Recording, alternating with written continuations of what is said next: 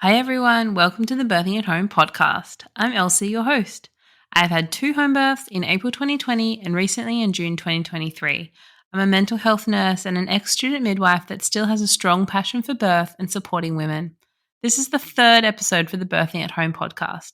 If you've listened to the first 2 episodes, thank you so much. Please make sure you tell your friends about the podcast. You never know who you might inspire. Remember that if you want to share your birth at home story, whether that's home birth or free birth, please send me a message on the podcast Instagram, which is birthingathome_a podcast. Before we begin, I would like to acknowledge the Wurundjeri people, who are the traditional custodians of the land I'm recording on in Naarm, Melbourne, Australia. I would also like to acknowledge the Aboriginal and Torres Strait Islander peoples have been birthing at home on country for tens of thousands of years prior to the British invasion and acknowledge that sovereignty has never been ceded. On today's episode, I chat with Courtney in Hobart, Tasmania. Courtney is mum to 3 girls, a school social worker, she runs her own business, and she is a definite inspiration. Her story also demonstrates the power of sharing birth stories. After 2 traumatic hospital births influenced by a gestational diabetes diagnosis, Courtney took back her power and birthed her 3rd baby girl, Primrose, at home in 2022. The story is inspiring for many reasons, and I'm grateful that Courtney is sharing it with us today. Welcome, Courtney. Thank you. Thanks for joining me. So you have 3 little girls. I do. Yes, 6.5, 4 and 13 months today.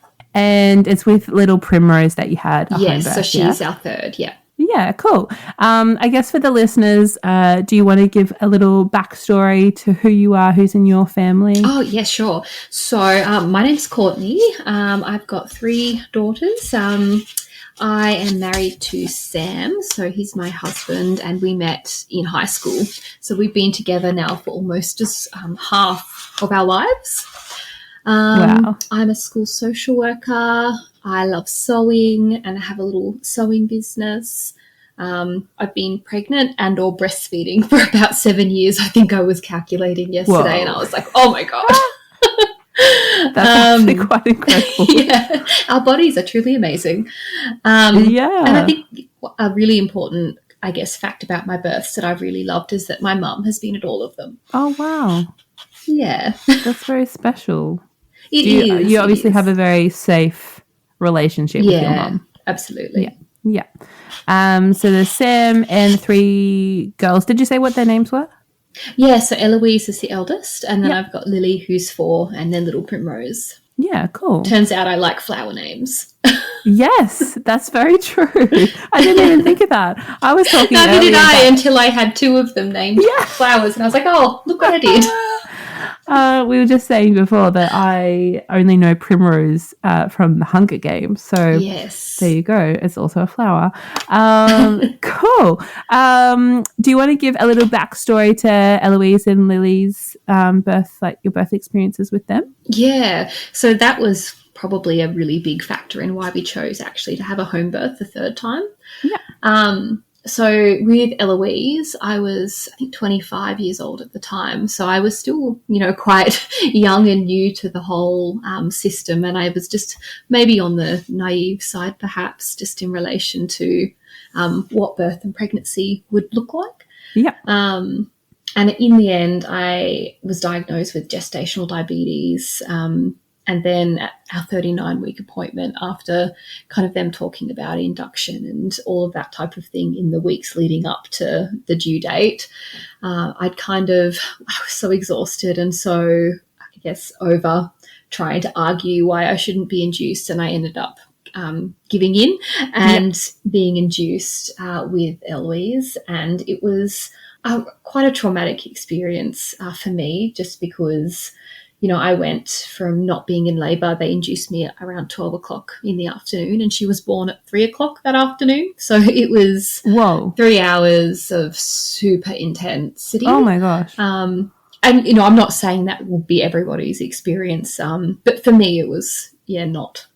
Yeah, wow. So and I just, it was so quick. And I experienced just like a total lack of autonomy around decision making. And I felt like decisions were made for me rather than with me. So yeah, I felt that there was not a lot of informed consent around the purposes of why they were inducing me and what that would actually look like. So I don't really think I agreed to, what had actually happened. Yeah. Then with our second, Lily, I was kind of thinking, I'd really love to have a home birth, but Sam, my husband, was on the nervous side, and I felt like having a home birth with someone who was really anxious and not fully on board with that would make me really anxious, and then I wouldn't feel safe. So we ended up going through the hospital system again, but I was so confident in my ability to advocate for myself, and I did so much research and so much preparation to be able to do that, and I did. I ended up having the pre-labor rupture of my membranes, and I ended up going to my 40-week appointment with my waters I leaked for about 18 hours. And in hindsight, I wish I'd just not gone to that appointment. I'd just waited for labour to happen. Yeah. But, they used the scare tactics that they would generally use and tried to pressure me into induction. So I went over to the assessment centre and then kind of went for a walk around Hobart and jumped up and down all the stairs I could find and ended up going into labour myself. Yeah. But it was so exhausting just having to, advocate and explain to every obstetrician and other, medical professional that had come in and tried to pressure me into doing something I'd already said like 58 times I'm not doing. Yeah. Then when I found out I was pregnant with Primrose, I was like, I am not doing that again. Yeah. We're having her at home. Yeah. Yeah. I think that, yeah. Oh my gosh. I can't believe you had a 3-hour labor. That's like shocking. Yeah. Lily, she was only 5 hours from when I had my first contraction as well. Oh my gosh. Yeah. And also all of this is in Hobart, right? It is, yeah. Yeah. I have no idea what the midwifery situation is in Hobart. Like, are there lots of midwives or? So in the public system, it's quite difficult to get into our MGP program. And at the time, I wasn't even able to because I live about 40 minutes away from the CBD where the main hospital is. Yeah. And apparently at the time their, I guess, distance threshold was around a 30-minute drive. So I was automatically disqualified just based on where I lived. Wow. So I had to go into like the midwifery Know Your Midwife program where you go into the hospital and you a group of midwives. Yeah. But then because I had gestational diabetes, I ended up getting put into like midwifery and obstetric care, and that just didn't really vibe with me very well. Yeah. It didn't match how I viewed pregnancy, and also even though I had gestational diabetes in those pregnancies, it was absolutely diet controlled. I had hardly any blood sugar levels above what they should have been. Yeah. And it was very, very like just over. And I think one of the midwives said that before they'd changed the way that they diagnosed it, that I wouldn't have even been classed as having gestational diabetes. Yeah. So that's one of the things that really, really irks me about gestational diabetes. Absolutely. Is that everywhere in the world does it slightly different. Yep. And the levels are the cutoff points and whatever. They're different. It's not consistent. There's not so I'm there with you in the frustration. Yeah. Yes, absolutely. Yeah. So I guess those were the reasons that brought us to having our home birth with Primrose. And again, how did you find out about home birth? Like, so that you were hoping for Lily to have a home birth, but Sam was a bit anxious about it. But how did you first learn about it? So I'd always had been in the back of my mind, and the first kind of exposure I think I had to it was actually when I was at university, and I was doing, I think it was a course on gender and sexuality, and we read a book called "Birth is a Woman's Rite of Passage" or something. Yeah. And home birth was kind of very briefly mentioned in that, but it's obviously stuck with me. Yeah. And then just going through my normal kind of networks of people, I actually found out that so many of my friends had home births. Oh, wow. Like, wow. Yeah. This is an amazing resource. So I had so many people to, bounce off my worries and my anxieties around it and kind of break them down. And even just in Tasmania, like it's quite difficult unless you're in the networks to actually find midwives. Yeah. To my knowledge, I think currently there are only 3 or 4 private midwives in the state. Yeah, wow. Yeah. That's, oh my gosh. Oh my gosh, so many thoughts. Okay, well, so luckily, I presume, did you find a midwife for Primrose? We did. So Yeah. the first one that I'd contacted, unfortunately, she was booked out. Yeah. And then I had contacted a second one, and she was on leave at the time that I was due. So Yeah. then I contacted the third midwife that the other person had recommended, and she thankfully had capacity. Wow. And she was amazing. My husband at the time was still not like 100%, but he kind of saw what had happened in the hospital. And, he was saying as well that he felt very much pushed to the side and, he didn't really have a role. Yeah. So in the end, I think we ended up watching Birth Time, the documentary. Yeah. And then he was like 110% on board Yeah. after that. It's Yes, I such a great definitely documentary. recommend that documentary to anybody. Yeah, 100%. I saw it in 2021 when I think it first was coming out, when it first came to Melbourne. And actually our mutual friend Chantel, I went to see it with Chantel in 2021. Cool. Yeah, and just, like, amazing. Recommend. They should, like, as soon as you tell any health professional that you are pregnant, they should be like, I prescribe this documentary to you. That's what they should be doing. Yeah, amazing. So when did you, so that must be a bit stressful, because like at what point when you were pregnant with Primrose did you contact the midwife? I think I was around 8 or 9 weeks. Yeah. So I'd found out that I was pregnant very early on because we were actively trying, and I like to take pregnancy tests basically from the date I ovulated. Yeah, kept going every day. Yeah. So we found out we were pregnant like by 2-ish weeks. Yeah. And we both made the agreement that, maybe we'll try MGP this time. And then we found out that they actually wouldn't accept us in because of the distance. So then, I was like, nope, we're definitely doing a home birth. I'm not going to go back through a system where I'm having, support from somebody who I don't even know. Yeah. So that's kind of what we did with that. I think I ended up emailing a few of the different private midwives, and then finally found one who had space, and she was amazing.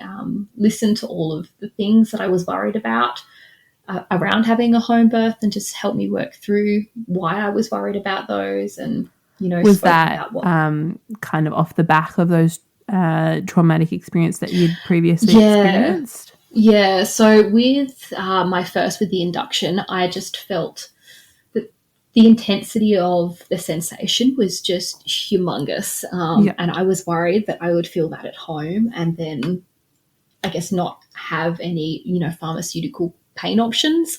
Yeah. And then we broke down, I guess, what made me feel worried about that, and if I'd felt that level of pain with Lily, my second, at hospital.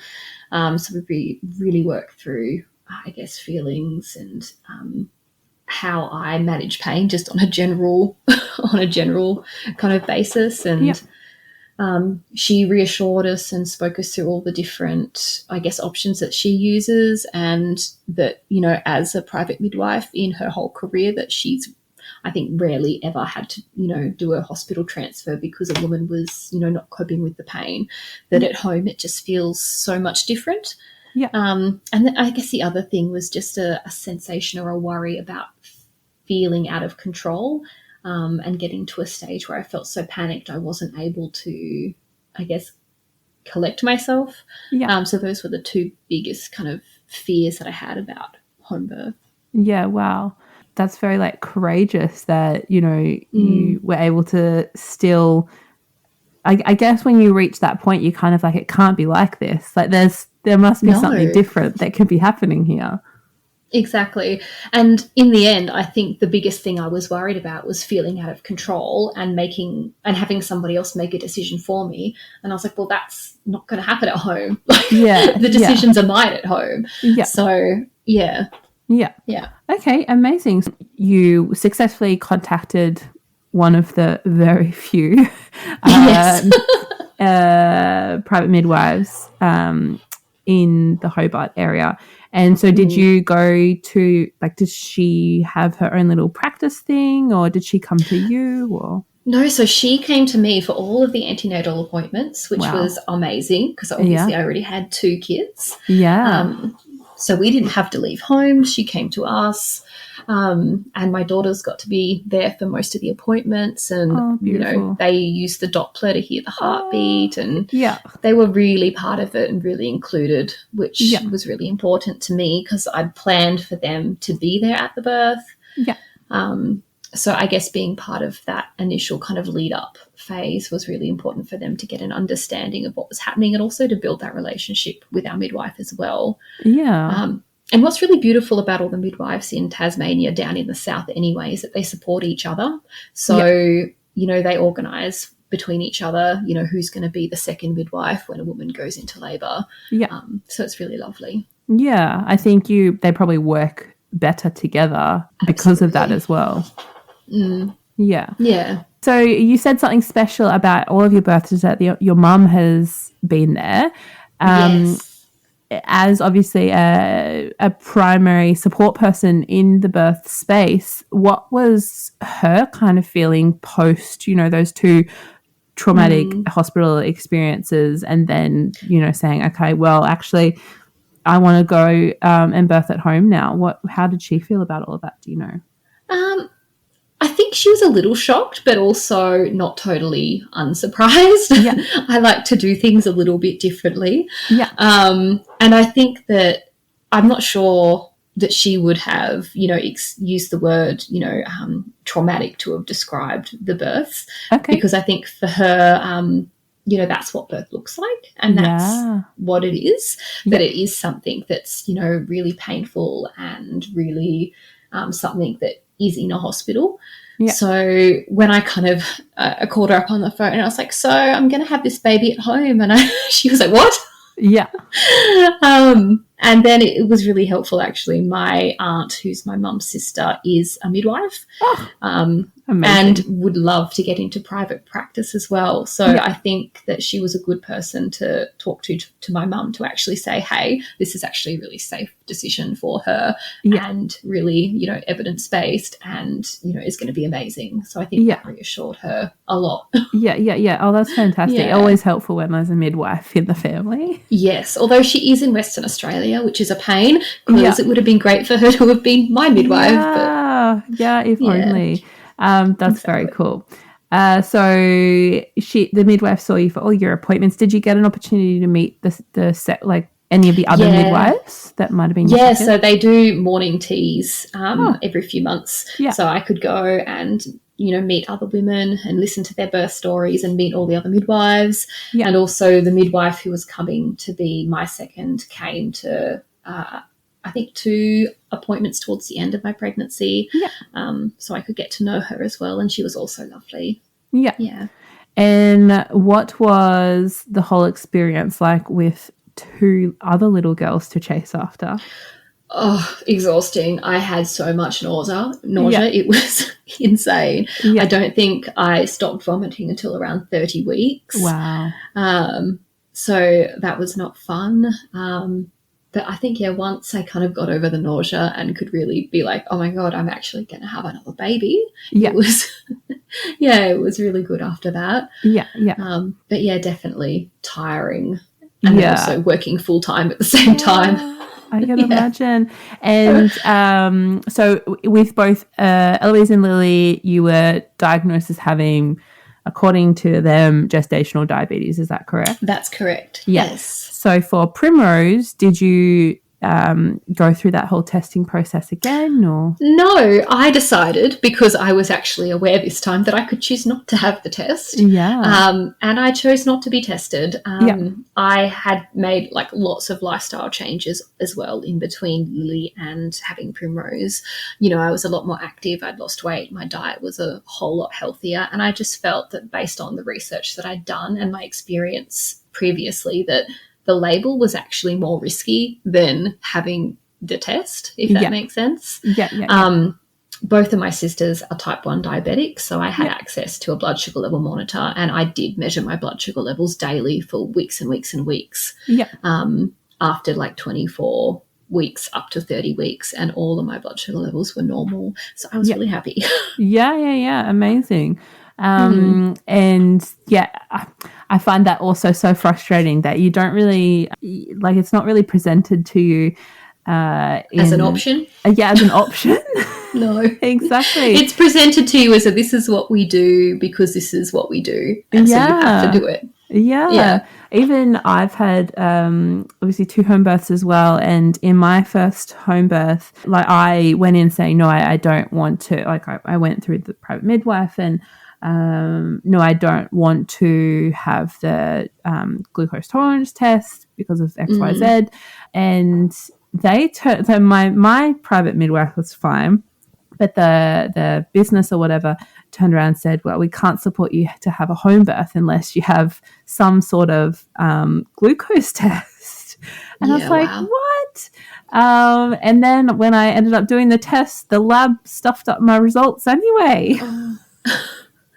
But then for my second, I easily declined. It was also just with a different midwife as well.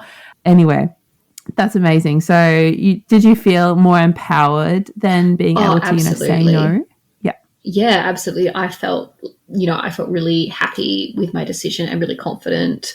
And it comes back to that feeling of, that lack of autonomy from my last 2 experiences and, being able to take control of those decisions and be in my power to do that and be supported by the, the medical staff, the midwives around me to do that just felt really good.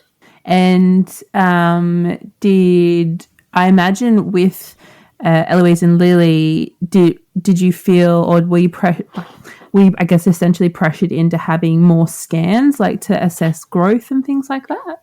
Oh, yes. Yeah, we had a scan at 32 weeks, I think. And then they wanted to do more with Lily, and I said no. Yeah. And that was hard because every time I went, they were like, oh, well, you have gestational diabetes, so therefore, you're probably going to have a big baby. And then I'd remind them, well, actually big babies are linked, to uncontrolled diabetes, and my diabetes is actually controlled, so therefore I'm at no greater risk to anybody else. Yeah. Which they were not, totally in support of. But yeah. And how much did Eloise and Lily weigh when they were born?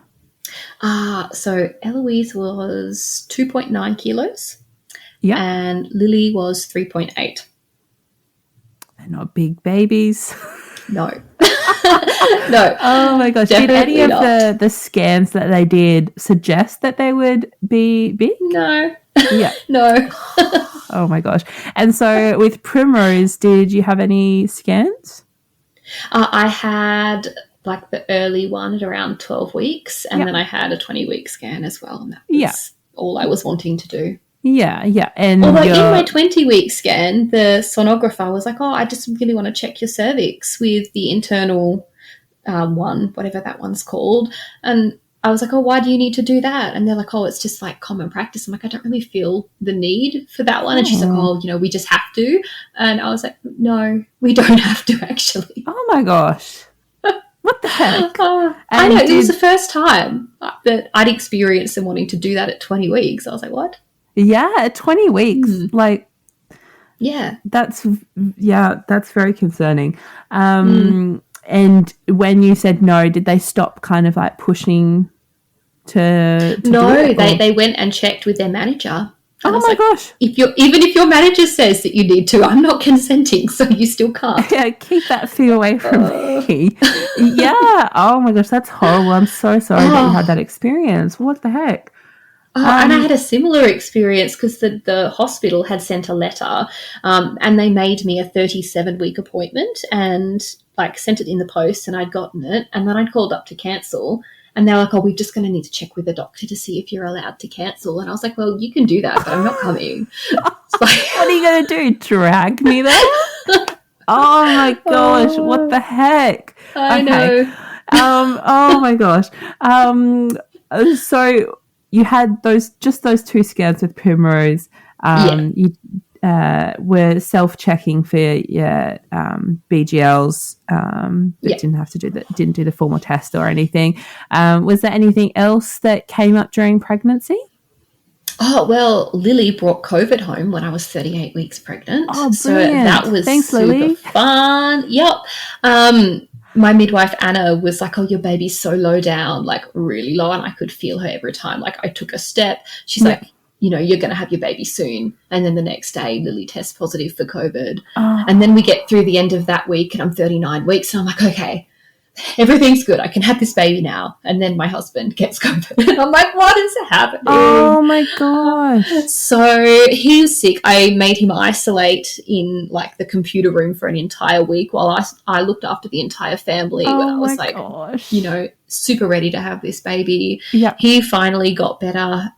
I was probably around 40 weeks that I let him out of the isolation room. Yeah. Yeah. And I'd kept the girls home from daycare and from school. I was like, nobody is leaving. Everybody is staying at home forever until this baby is born. Yeah. Because nobody else is bringing sickness into this house. Yeah. Thankfully, I didn't go into labour until 40 plus 6. Okay. So, yeah, COVID was out of our house. Yeah. Yeah. Excellent. And so you went into labour at 40 plus 6. Did you have any signs of labour in the lead up to it all? Yeah, for like maybe the 3 weeks beforehand, I'd reliably go and have, you know, quite consistent, steady, you know, surges every afternoon from about 3 o'clock onwards. Oh my gosh. That would be, you know, 10 to 15 minutes apart. And then it'd get to, you know, dinner time, the kids' bedtime, and then they'd stop. And then that'd be it until the next afternoon. Yeah. So that was also super fun. Yeah, sounds real fun. It was great. Mentally, how was that for you? That it sounds exhausting, to be honest. It was exhausting, and you know, she was not in the most optimal position either. She was posterior, but like her back to the side. Okay. So I was trying, you know, every single thing I could think of to try and get her to move with her back to the front. Yeah. And I think it took a lot of mind work on my part to kind of finally accept, well, actually, maybe she's not in that position for a reason that I don't know, that maybe she knows that, you know, for whatever reason, this is the position she needs to be in until labour. Yeah. But, you know, I tried all the spinning babies things, the Miles circuit. I went and saw a chiropractor and she still would not move. Yeah. Yes. I find that so amazing that you, I guess, had this sort of thought process that, you know, reflects the trust that you have in her and in your body that, you know, if it's not happening, maybe it's just not the right time yet. Did you did you off the back of those of the birth of Eloise and Lily, did you do like any birth education or like anything during the pregnancy with Primrose to sort of prepare you for that extra trust that you would need to have? I did so much. Yeah. I listened to so many podcasts, like not just, you know, positive birth story podcasts, but all the evidence-based, you know, podcast, you know, like the Midwife's Cauldron and the Great Birth Rebellion. I found those to be amazing. so useful. Yeah. And yeah, just I think there was an antenatal online class that was on the Core Floor and Restore website. Yeah. That was super amazing to watch as well. And lots of, you know, book reading and talking to my aunt who's a midwife as well. Just, you know, getting as much information so I could understand what was happening. Yeah. Was super useful for me. When reflecting on Eloise and Lily's births or labour pregnancy experience, did you have the same kind of level of prep, do you think? Or for Lily's, I think I did, because I wanted to arm myself with as much information to be able to feel confident in my decisions to push back on the hospital. Yeah. With Eloise, no. I went to the hospital antenatal class and that was it. And comparing that to the antenatal class on the Core Floor and Restore website, I was gobsmacked. I was like, I wish I'd found this when I was pregnant with my first. Like it would have, you know, changed everything. Yeah. I have heard that. And as a student midwife, I went to lots of antenatal appointments, but I don't think I ever went to a hospital specific antenatal class. But I've heard so many women say, if you want a good class, do not go to the hospital. No, basically what they did was, they ran through all of the pharmaceutical pain management strategies, and then they showed us how to change a nappy. Oh my gosh. what safe sleep looked like. And that was it. There was nothing around, managing the pain with anything else than drugs. Yeah, non-pharmacological. Yeah. Wow. Okay, excellent. The very good resources that you've just mentioned, I'll make sure that I put them in the episode notes for other people as well. So you had about 3 weeks of this on off again in the afternoon contractions, and so obviously that was very exhausting. Does your mum live nearby?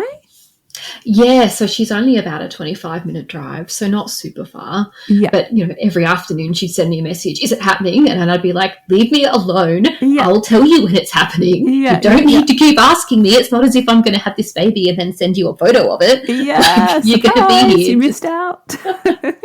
But, yeah. And with the girls, so you were keen to have them present. Did you have anybody else that was going to be coming, like a birth photographer, doula, anybody like that? So I had my sister coming as well. Cool. And she was there purely as a support for my kids. Yeah. So even though we'd done lots of, preparation for them, like they were watching all the badass Mother Bertha videos on Instagram so cool. with me, watching and hearing all the noises of birth, and we were playing games, growling like someone giving birth, so they weren't scared of the noise. They loved it. But I was also mindful that in the moment they might feel worried to see me like that. So I wanted them to have, someone that they loved and trusted here as well for them. Yeah. So my sister was there as well. Yeah, that's fantastic. And so 3 weeks pass and it's 40 plus 6. Is that when things are like, okay, it's happening now? This is when I started to get super anxious that this baby was never going to come out and that I was going to end up having to be induced in hospital again. So I was panicking. I was messaging Chantel. I'm like, what are all the things that I can do to try and get this baby out? Yeah. And, we did lots of walking and resting. We did the mile circuit and the spinning babies, trying to get her into a better position. Yeah. All of that stuff. And I think eventually on 40 plus 6, she was ready. Yeah. And I remember I'd spent a lot of the day just, walking and resting, and we were playing the Nintendo Switch. We were playing Mario Party with the girls, Sam and I. And I was like, wow, I just had a pretty strong surge. It felt a little bit different to the ones that I'd been having, for the last few weeks. So I went and got the TENS machine, and I was like, can you just put this on? Because, I think this is it. Yeah. And then they started getting quite consistent, every 10 minutes. Yeah. And then it got to dinner time and they stopped again. And I was like, are you kidding me? Yeah. This is never going to happen. Yeah. I'm going to be pregnant forever. I know. And then we got the girls to bed, and, Sam was off playing his video games, and I was in the lounge room kind of bouncing and rolling around on the birth pool and getting a little bit frustrated. And then I ended up going to bed at 10 o'clock and feeling a little bit uncomfortable, but a little bit sad that I wasn't in labour yet. And then I think I was just falling asleep when all of a sudden there was a really strong surge that was longer than all the other ones that I'd been having. Yeah. And then I was like, that was just a once-off, whatever. I'm going back to sleep. And then 15 minutes later it happened again. So I sent Sam a text message, even though he was in the room next to me, because I didn't want to get out of bed. Yeah. And he was playing video games. So I was like, you can just come here. And I was like, you need to come here now. It's happening. Yeah. And he came in all panicked, like, oh my God, what do we need to do? I need to get the birth pool set up. I need to do this. And also that's something that I should mention, that if you're having a birth pool, absolutely check the hose connection fits your tap before you go into labour. Yes, 100%. We made multiple trips to Bunnings, and we had kind of just accepted that the hose was not going to connect to the tap. And then when the midwife came when I was in labour, apparently the midwife just connected it. I don't know what she did. We had made multiple trips to Bunnings to try and fix this problem, but but definitely recommend check if it connects to the tap. Absolutely. So he was off, filling the pool up and getting all that stuff sorted, and I'd gone to the toilet. And I remember walking out because I'd had a bloody show, and I put on my super attractive adult, nappy, because I was like, I don't want waters leaking everywhere. Yeah. At least it's comfortable. Yeah. And I remember my whole body shaking. There was so much adrenaline, and I was like, oh my God, this is happening. I'm having a baby at home. Yeah, I'm doing it. I'm actually going to do this. So I called my mum, who called my sister, and then they both ended up coming down. Yeah. And at this point, the contractions had they were starting to come about every 7 minutes. So they'd gone from every 10 to 15 minutes, and then in 45 minutes, we're now down to every 7 minutes. Wow. So Sam ended up calling our midwife at around 11:30. And both my mum and my sister and the midwife ended up getting to our house around midnight. Yeah. And the girls are obviously asleep at this point. So asleep. Yeah. So fast asleep. Yeah. It was great. Yeah.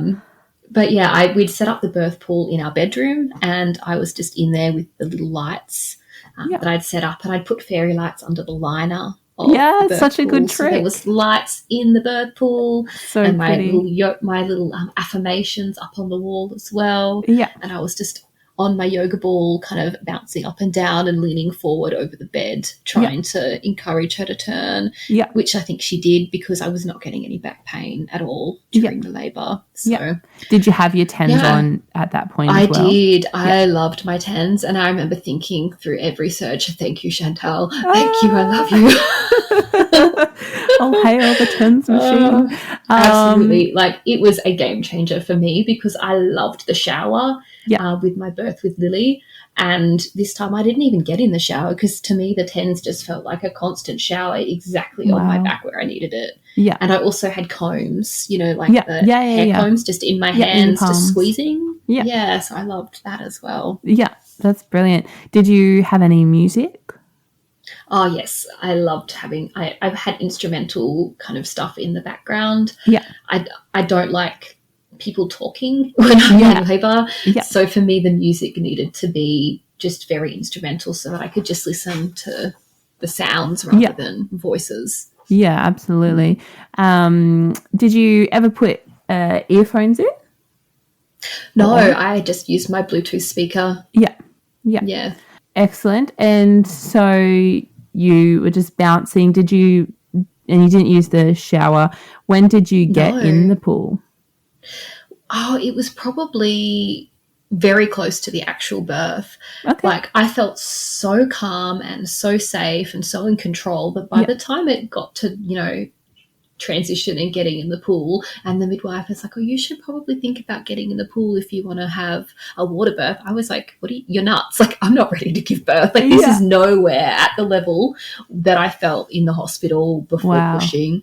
It got to around, I think it was around 1:30 in the morning, and Sam was falling asleep on the bed. And I was like, "Why don't you just go have a nap? Go into another room and just, go have a rest. I'm going really fine. I really don't need you in here." Yeah. In fact, it was a little bit irritating, because he was sleeping whilst I was going through all of this. So I was like, "Just get out."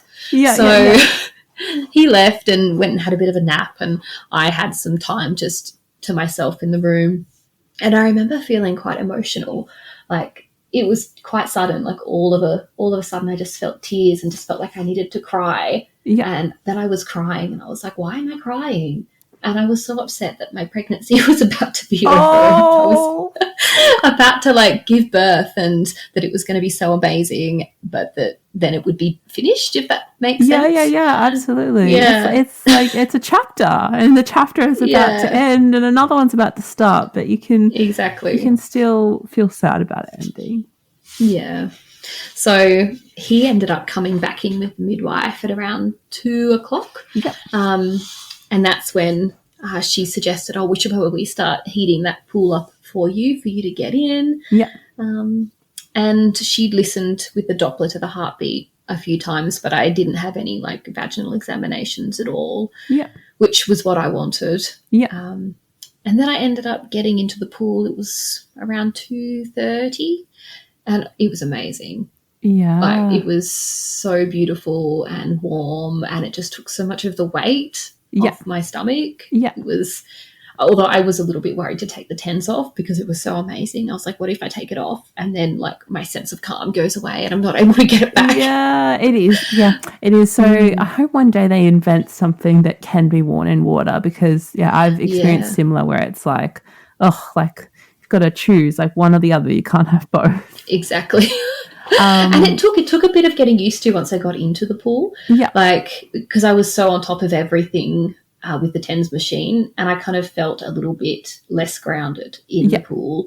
I noticed that my contractions slowed down, like they were further apart, but they were so much more intense when they did happen. Wow. Yeah. And it took probably 3 or 4, surges for me to be like, that's what I want to have happen when I'm experiencing a surge. Yeah. Otherwise, I was just happy kind of floating around in the pool. Yeah.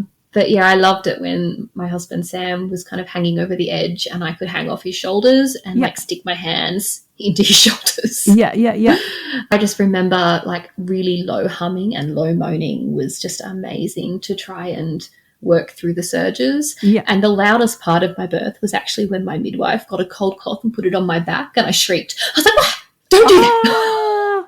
Oh my gosh. Especially with it, like the nice warm water and then apparently like lots of women like it because it's like a nice distraction, and I was like, I do not like that. Yeah. I remember somebody gave me like ice cubes in my most recent home birth.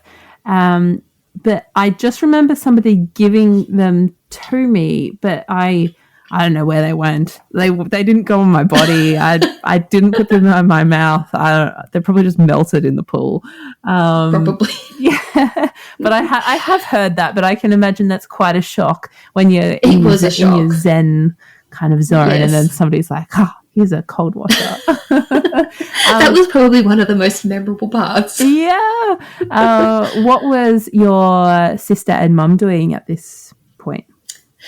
So my sister was in bed with my children. So she was in there just to make sure that if they woke up, they knew what was happening. Yeah. And my mum was out with the midwives, having a chat, coming in, just checking in on things, coming in and taking the periodic photograph. Yeah. She came in and took one with the flash on, and I was like, don't do that. Yeah. She's like, sorry. Oh, gosh. And so you got into the pool at around 2? Yeah, it was 2:30, 3 o'clock that I ended up getting in. Yep. And then once I kind of found my groove and what was happening, it happened really quickly from there. So I was having a surge, and then in the peak of it, I kind of, how you feel that urge? Yeah. And it's just like you start grunting involuntarily. Yeah. And then I was like, oh my God, like I'm actually starting to push this baby out now. And that's kind of when I started to panic and be like, oh my God, this is actually happening. I can't do this. And I remember, having that surge and going, I can't do that. I can't do that. And then reminding myself, no, I can. Yeah. And so then before the start of the next surge, I'd be like, I can do this. And I just vividly remember kind of having those words coming through my mind. Yeah. So was it quite internalized that you were saying, I can't do this, like in your head? No, I was verbally saying it out aloud. Yeah. And Sam was like, you can do this. And I was like, no, I'm not doing this. Yeah. And then my midwife kind of turned around and she's like, oh, well, you don't have to because your body's going to do it anyway. I was like, yeah, I know that. But yeah. I've had, I'm sure most of us can empathize with that feeling where it feels like I can't do this. Like how can my body, how is my body going to do this? Exactly. And I was totally, in a weird way, unprepared for it to be happening so quickly because in my mind I still had hours left of experiencing surges without pushing. Yeah. But then I felt her moving down and, I felt her head as she was crowning. Yeah. Which was really wonderful. And then her head was born, but she didn't turn. Okay. No, so I didn't know it at the time. I only knew this back from watching my video back because my mum was kind of standing in the corner videoing it. Yeah. And I think she was like in her mind, oh my God, what do I do? Do I stop recording this and go and wake up the girls because Courtney wants the girls to be there? Yeah. Or do I do the video and not go and get the girls? Yeah. But I was very happy that she kept recording. Yeah. So, a primrose didn't turn. And so the midwife went and got the other midwife, and they were both there just in case something needed to happen. But during the next surge, she just came out with her shoulders on the wide side. So that was super fun. Wow. And she shot out really quickly. Like my midwife had to like catch her and then push her back through my legs because she shot to the other side of the pool. Wow. So, like, how would you describe that intensity of all of that happening, especially because she didn't turn? How would you describe that? It was, I don't think that there is a word that I could use to describe it. I was so focused on breathing and not pushing that it just felt like a huge pop when she came out, and then like an emptiness inside of me, if that makes sense. And I was absolutely in shock. Like, I've got the video that my mum has, and the look on my face, it was like, oh my God, that just happened. I did it. And then I did it. And then, I pulled her up out of the water, and the first thing I said to my mum was, go and wake up Eloise. Because Eloise was so wanting to be there. But yeah, and then I pulled her up out of the water, and it was so funny because the song that started playing was Sweet Child of Mine. Oh, it's so beautiful. And I didn't even know that until I watched the recording back, and I was like, hang on a minute. Oh, and my gosh. Wow, amazing. That's fantastic. And so you were in the pool, placenta still attached. How long did you stay in the pool for? So she was born at 4:00 in the morning. And then Eloise ended up coming in like 5 minutes after she was born, and I was still in the pool. And then I think I started bleeding quite a bit. Okay. So they were like, get out and let's just make sure we see what it is. And it turns out it was just the placenta detaching, and it was fine. We didn't actually find out if she was a boy or a girl. So at this point, I was like, I should probably check. Yeah. Obviously she was a girl. Yeah. And then I just got out and was lying on the bed, and Eloise was next to me whilst, we waited for the placenta to be born, which was only about 20 minutes after Primrose. Actually, it was quite a quick experience. But one of the other things that I was worried about was having a tear. So I did tear with Lily and Eloise in hospital, and had to get stitches. Yeah, I can imagine. I mean, a 3-hour labour, Courtney, that's like... That's so intense. Honestly, the intensity of that was absolutely nothing compared to the home birth. Like, it was absolutely spectacular. Like, I felt in control, and... it was super intense, but I just felt amazing. And to be going through it. Yeah. And so I imagine that probably helped with, did you tear?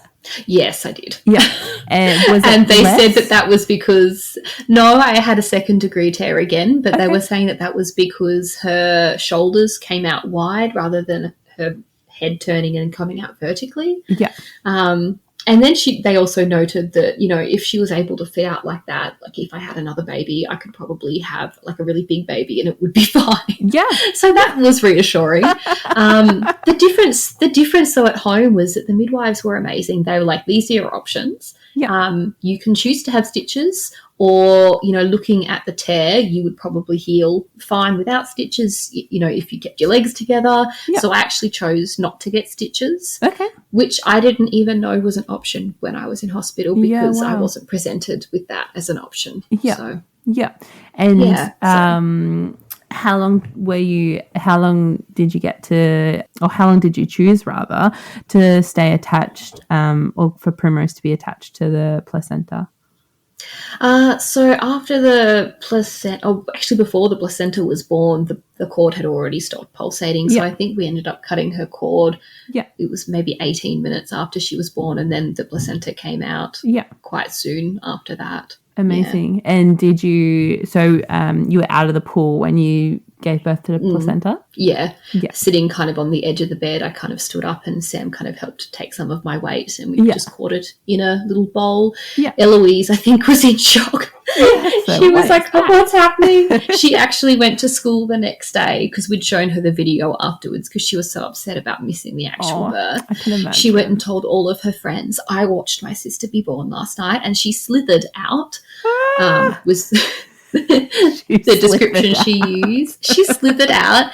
And did you know that a placenta looks like a squished basketball? Oh, So yeah. I was like, yeah, I can kinda get around does. that description. Yeah.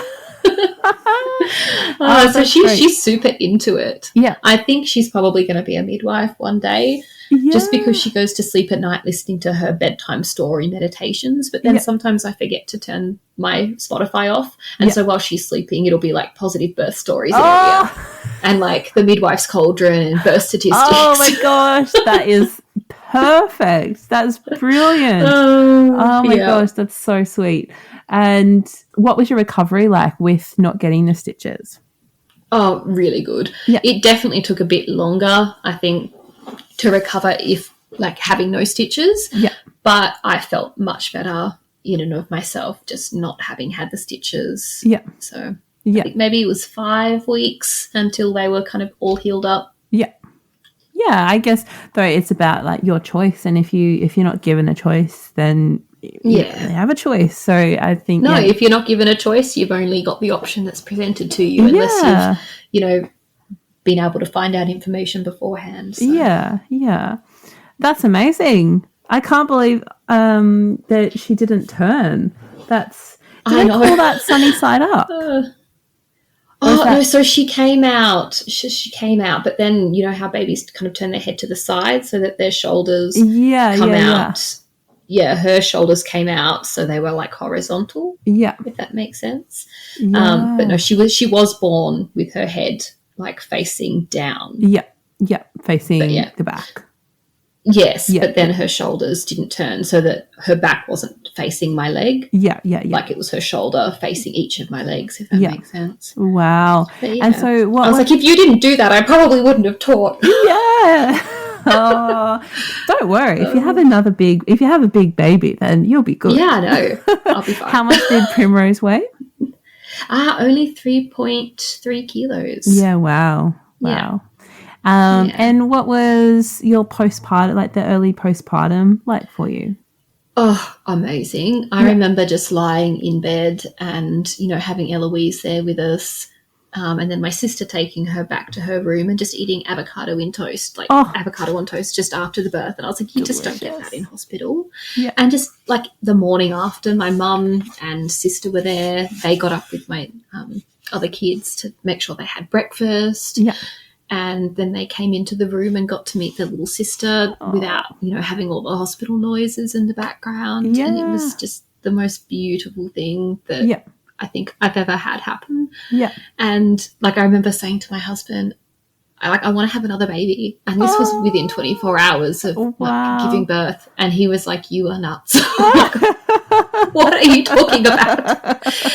And he's like, why? And I was like, it is like that experience. It was the most empowering and transformative experience that I've ever had. Wow. And now anytime I do anything that I'm like, oh my God, what am I doing? I can't do this. I think, no, I can do this. I had a baby at home. Yeah. I can do anything. Yeah. That's how I feel about it as well. I feel like and listening to other people tell their really empowering stories too, I'm exactly the same. I think starting this podcast was a bit like that as well. I was like, can I do it? Like, I don't know. Am I a podcaster? Maybe I'm not a podcaster, but I am doing it and I can do it because I've given birth. Exactly. Like, exactly. And if women are able to have that opportunity to know just what they're like capable of, how positive this world could be. Yeah, girls would run the world. Like, they're so powerful.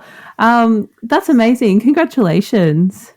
After those two experiences and then Primrose.